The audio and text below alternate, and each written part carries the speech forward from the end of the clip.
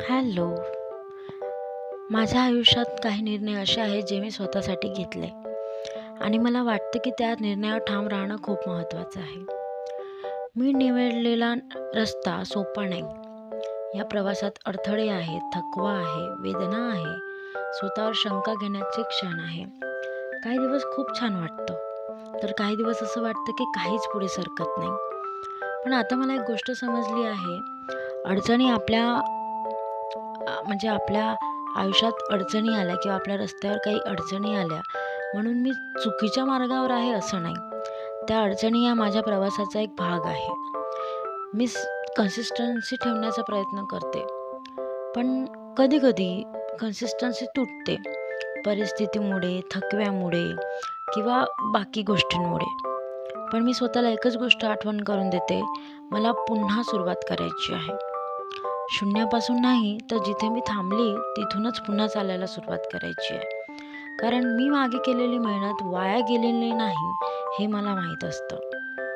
खरं सांगायचं तर ना, मला अजूनही माहीत नाही की हा प्रवास मला नक्की कुठे घेऊन जाईल. माझं अंतिम ध्येय कधी गाठेन की नाही, हेही मला माहीत नाही.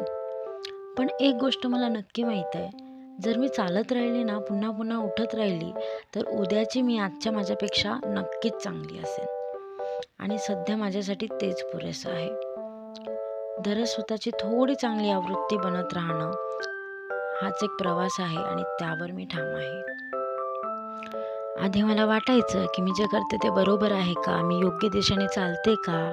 माझी मेहनत मी बरोबर करत आहे का? पण जितकं मी प्रश्न विचारायचे ना, जितकं उत्तर शोधण्याचा प्रयत्न करायचे, तितकीच मी गोंधळत जायची.